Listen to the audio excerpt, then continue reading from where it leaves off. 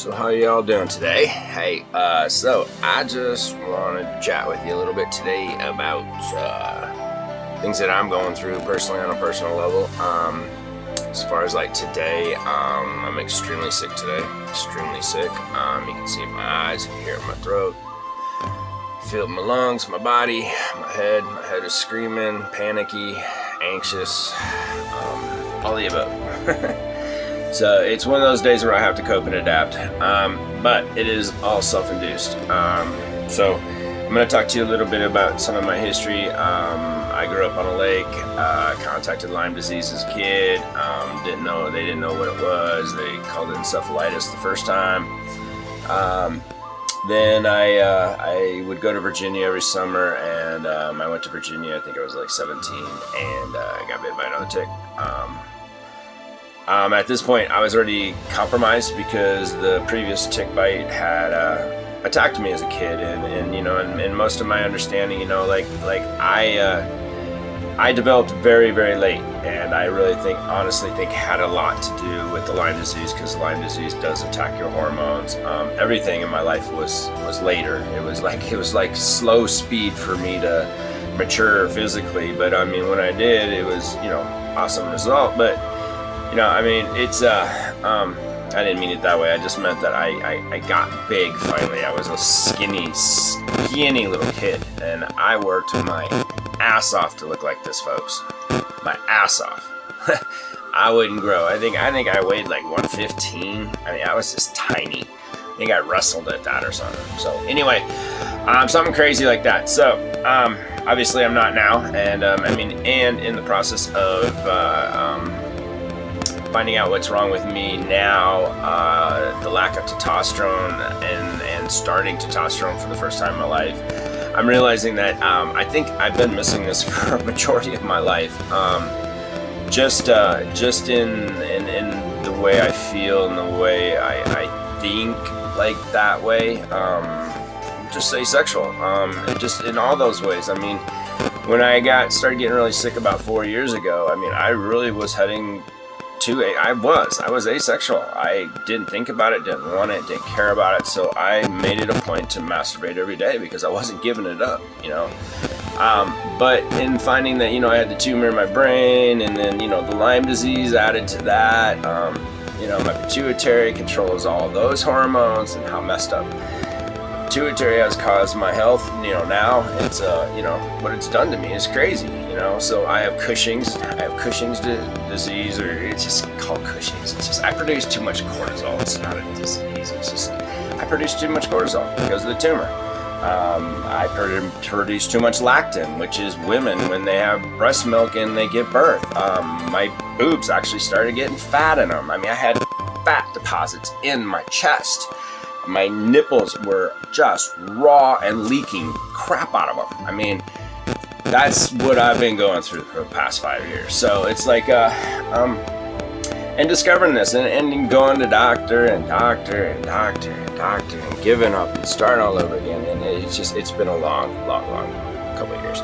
So anyway, let's get back to the point of the testosterone and lacking that, and lacking the immune system to be able to ward off things in life, you know. So when I got Lyme the second time, I was young. I drove back from Virginia, best summer of my damn life ever. That was my awakening summer.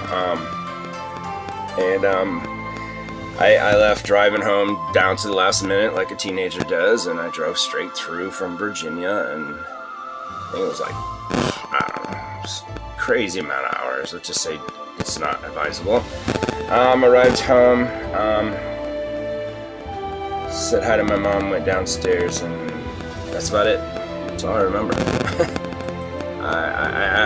The one vision I have in my brain is all the little spiders on the TV, and that was back in the day. You know, I was still a kid, and I remember that. And I remember being very sick. I remember I was in the hospital. I had extremely high fever. Wasn't conscious, but I pulled through, and the doctors were just, we don't know what's wrong with him. Let's call it encephalitis again. So that's what they did. Or this time it was meningitis. Because my brain was so swollen.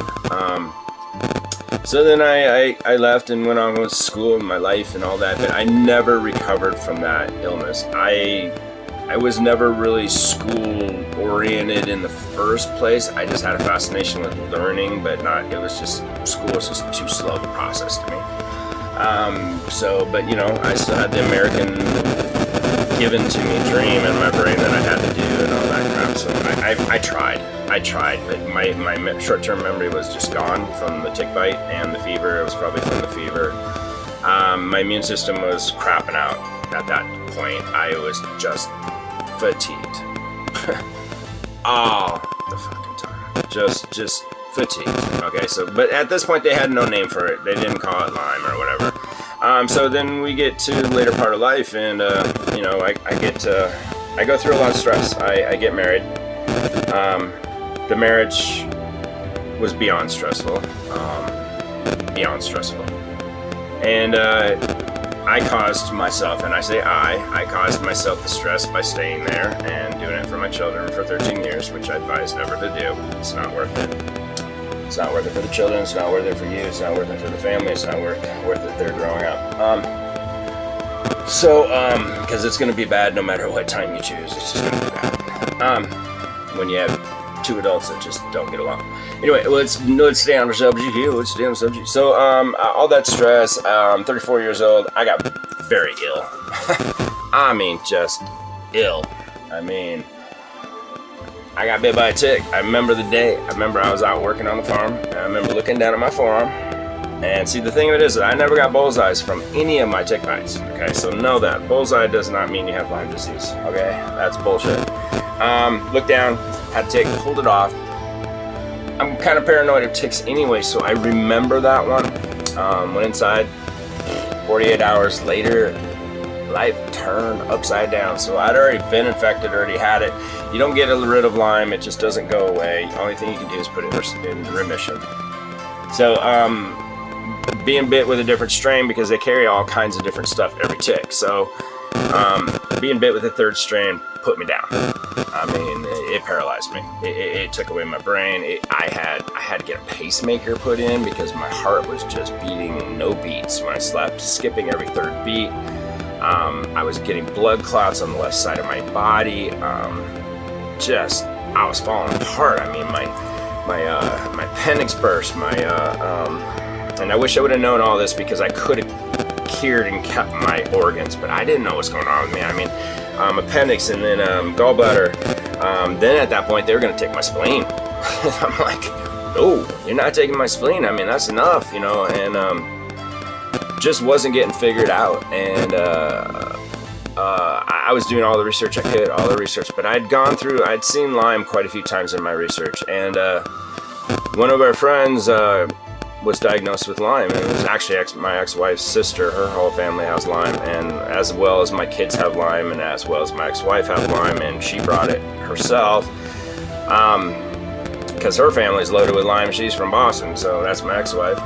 So I'm from Midwest, and Midwest, it's very prevalent everywhere in the world. There's no excuses anymore. It's everywhere. Birds fly everywhere in the world, and human beings do too. So if you think it's only in one part of the world, that's craziness.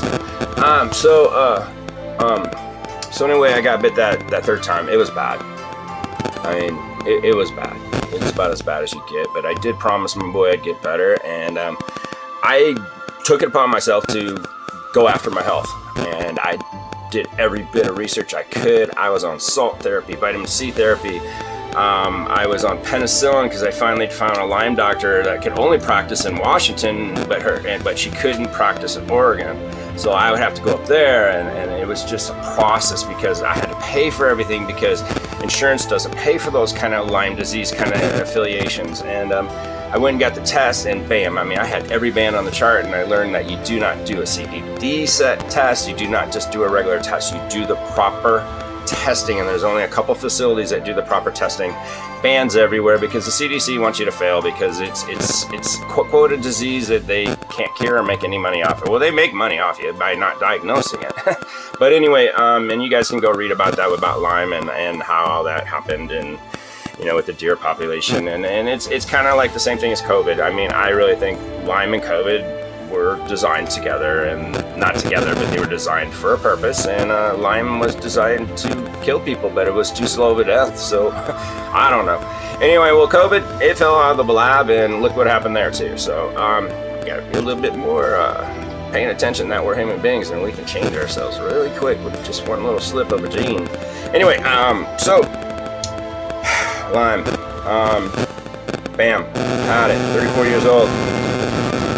Stopped working. I had to stop working. I mean, I basically could not do nothing other than take care of the kids. So I became Mr. Mom, and that was the best part of the whole process, was being Mr. Mom. But I was so sick. I didn't enjoy much of it. I was just so sick. But I was there, and I participated, and that was an awesome thing I got to do instead of working 60 hours a week on my company. So anyway, I got really sick. Took me 2 years of penicillin every 3 days.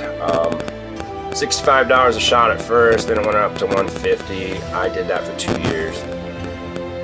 I spent a lot of money, and they say that about Lyme people, that you spend an average of $60,000 to get to at least a diagnosis, and then you got to get to a cure because the insurance company doesn't cover it. So I spent a lot of money, a lot of money. Trying to get better, and I did, and then in the process I discovered this thing behind me. So in 1950, I can't give the exact things, but a guy named Rife designed this machine behind us. So all you musicians out there, open your ears. Hey, so vibration will break a glass, but what is that vibration? That's a frequency. So your guitars all give off frequencies. So this machine behind me is a frequency machine. It gives off frequencies through that vacuum tube on top. And the unit in the middle is called a MOPA. It is an amplifier. And the unit below is the computer brain, which is a minor amplifier, but with the MOPA, it basically spreads it out throughout the room.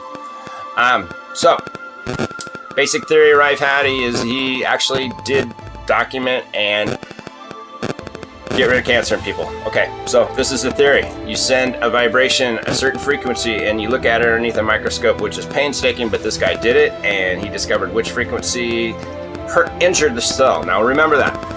He never got to directly kill a cell underneath a microscope. Was never capable or able to do it with the technology back then. I have no clue about now. I should look that up. But what the frequency did is like a glass. It gave it a crack. It injured it enough that it couldn't replicate, and it slowly died. And that's called a Herxheimer reaction. And that's when you get sick. So like Lyme disease, majority of the pain and the sickness that comes from Lyme disease is the spiralets dying. So it's the toxins when they die that makes you sick. It gives you the headaches, the joint pain, the craziness. It's all of that. Okay, so what you have to do is I saunaed every day, worked out every day, ate proper, and drank a shitload of water. And I did that every day, non-stop, because I had to. And I did that for 2 years with this machine behind us called a Rife machine. And I designed all my frequencies, all my own programs. And that machine was one of the tools. I'm saying it's not the machine that got me to 100% well, but it's one of the tools, and that's what you have to do in naturalistic health. You have to use all the tools available to you. So that machine was one of the tools that broke down as many as it could. And I mean, it's painful. To me, it makes me violently sick. Okay, so I'm sick today because at this point I am treating EBV, which we all have in our bodies, and cancer. Okay, but EBV is associated with my cancer, and I will explain that in the next video. But today I wanted to introduce my machine. This machine is my life. I bought this machine. We bought 5 of them together for our whole family when I was married, and that was probably 10 years ago. I've had that same machine. I've had to rehab it a couple times. That machine's very expensive. They're awesome machines. But always go with the better brand, a MOPA, and this brand here is the best. I have a guy out of Wyoming who is just amazing. He customer support, guides you through. He's the one that first helped me 10 years ago, and he's still around. You call him, he calls you back in a couple days. He's amazing. Anyway, that machine can cure almost everything, okay? Not cure, but injure. Let's say the word injure, okay? So I use that for my colds. I use that for Lyme. And see, when I had Lyme, I had Bartonella, I had human granulites, human uricula, I said Bartonella, and I had Babesia. And then on top of that, I had EBV, I had walking pneumonia. I mean, all these things take over because your immune system gets compromised. So, so this machine helped me one by one break them down, and it took me almost 2 years being extremely sick like I am today. Today I'm having a hurt time reaction because yesterday I treated for cancer and EBV. I'm extremely sick. You don't see it. My head hurts. I feel like I got the flu. I threw up yesterday after the gym. I mean, this morning nauseous. It's awesome because I'm doing it to myself, but I also do all the protocols too. I do salt, I'm doing vitamin C, I'm doing, I can never say this one right, ashwagandha, which is amazing. I'm looking for Milan, which is an incredible anti-inflammatory, tons of turmeric, and I'm doing the purple diet. So I have 2 shakes a day, and I do it usually with about 18 eggs. And only whites because I put up my cholesterol too much trying to gain weight, and not the right thing to do. So anyway, and I do that with all purple vegetables right now and kale to pull me out, and the celery. Now I don't know if celery kills EBV, but it's like somebody said it a long time ago, and so. But I use the celery mostly as a hard substance to clean out my intestines as it goes down there, pick up all the toxins, push out all the bad things, get rid of the dead cancer cells, whatever it's got to get rid of. Okay, so celery is a real good fiber. It picks up things and pushes it through you, and it makes a hell of a difference. And even if you just look down and see your belly will eventually flatten. Okay. But yeah, stay away from the sugar. That's the biggest thing. Sugar kills Americans, okay? Okay, you can do honey, but skip all the rest because you'll never get anywhere without stopping the sugar. No matter what, you're not going to get anywhere without stopping sugar, okay? Sugar is the #1 killer. Anyway, so this machine behind me is part of my tools. I do it probably 2 to 4 hours a day if I know I'm not working or have any responsibilities and not driving, because it does make you very, very ill. And you can push it as far as you want. You can do it once a week. You can do it once a month. I do it every day. I'm a glutton for punishment, but I'm also tired of feeling like crap. I'm tired of being sick, folks. So, I mean, I have thyroid issues. I have pituitary issues. I have my prostate, which is 3 times the size. I have the high PSA that went from 5 to 6 to 7 to now 10 and above 10 now in like a matter of 2 months. Boom, just like that. Lost weight, 45 pounds. Bam, I'm to that doctor because I already knew I was sick, but I had gone through some stress during that period, and it knocked me out that final straw. So right now I just finished up with the prostate doctor. He's moving me on to the next level. He said I'm complicated. So I'm moving up to the Cancer Institute with the help of my doctor here, Dr. Cruz, who is an amazing blood doctor that Hopi got me. He's amazing. Yesterday he listened to everything I asked. I said, take this theory in your head. I said, I've managed to hold this off for 5 years, haven't I? And because of the way I diet, the way I work out, I mean, I'm insane about that stuff because when I'm in pain, I work out harder. So it's just my thing. And he believed my theory. He said, you've held it in check, but something broke. And so it's gaining ground on me, and I lost all that weight, and my PSA went up the craziest. And then they found the other tumor down by there. So now I have a 4-inch thing down there. Now they got to go look at. So with my hormone problems and this going on, it's hard to balance my life. So I don't just sit here, folks. I watch a lot of videos, and I watch a lot of music, and I talk to a lot of people, but I'm on this machine because I want to get better. And we can talk more about it. It's called Royal Rife is his name. It's from the 50s. He designed it. It was amazing. The government took it apart. When I originally bought this machine, you have to buy it in 3 pieces because they won't sell it together because it actually does its job. It injures the cells and it gets you better. It gets you better. Remember, cancer, chemo. Chemo is just poison. That's all it is. That's all it is. All it does is kill that cell, but it kills you too. Okay? Poison. MS, the drugs you give you from MS. Poison, and we will talk more about that. Its association to Lyme, all these associations to Lyme. Okay, and we'll talk more about that later. But Hey, God, I got so many subjects going on here. So anyway, I wanted to just basically introduce my machine today, and this machine is a very, very important part of my recovery here. I know that it'll probably take a while, but see, the government didn't want it to be mass produced because of there's no money in it. There's money in giving you drugs and having you come back and see this doctor, that specialist, that doctor, that. I only went to one doctor and they said you got Lyme disease, but I'd been to 20 doctors before that one. Okay, 20. Talk about waste of healthcare, insurance, money, people's time, everybody's time, even the doctor's time. Okay, the doctors could be saving that time and being in the laboratory, getting us cured and everything else. So anyway, I'm just saying that our system's so bad, it self-defeats itself everywhere you turn, everywhere you turn. So you have to be your own advocate. You have to be your own advocate. You have a brain and you have a will to get better. You have to have two, okay?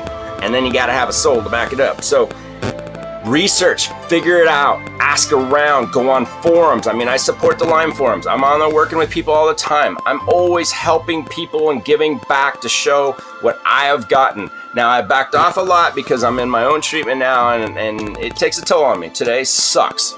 I mean, I can't stand sitting in here today, but I'm sick and my brain's not right now. I'm having a hard time balance, everything. I killed something, I injured something really bad yesterday. Anyway, so let's hope it's cancer, let's hope it's the EBV. Anyway, so that is the initial introduction to this process that I am going through. Like I said, my doctor is sending me off to another cancer institute next, and I am being tested for titers for EBV to see if it is active with the help of my doctor, because I begged him, and see, he listens to me. He listens to me. And you know what his number one thing he said to me? He said, JP, when you go into the doctor up at the institute, shut your mouth. I'm like, what? He goes, shut your mouth. He goes, it's the way you look, it's the way you talk. And he said, that intimidates a lot of doctors.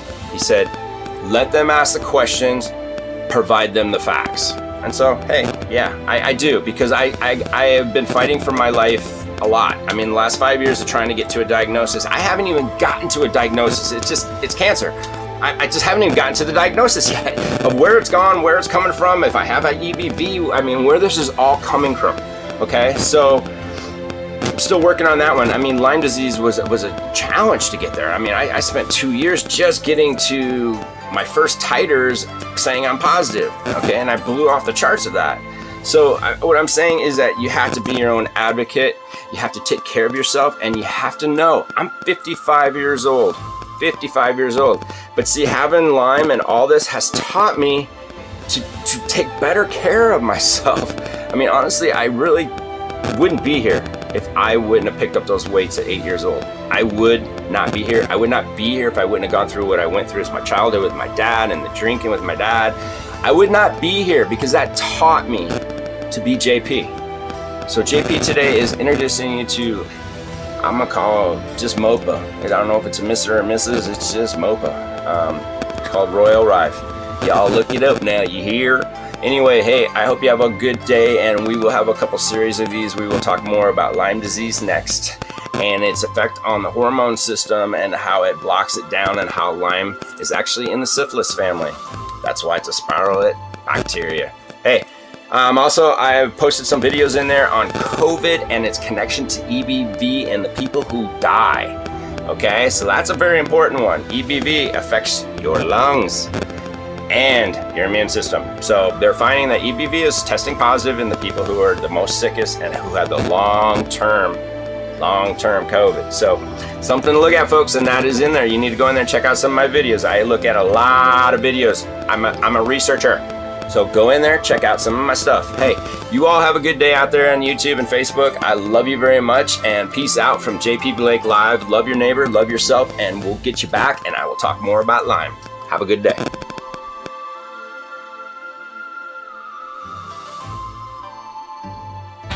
So everybody out there, it's been exactly 1 year that I started this whole thing. My assistant, Hope, asked me to post a couple pictures, and that's where this all started, even with the ex-wife and finding out she has the felonies and all that, and going through the court, and us now trying to find her. It's been a wonderful year. I love you all. It's been amazing.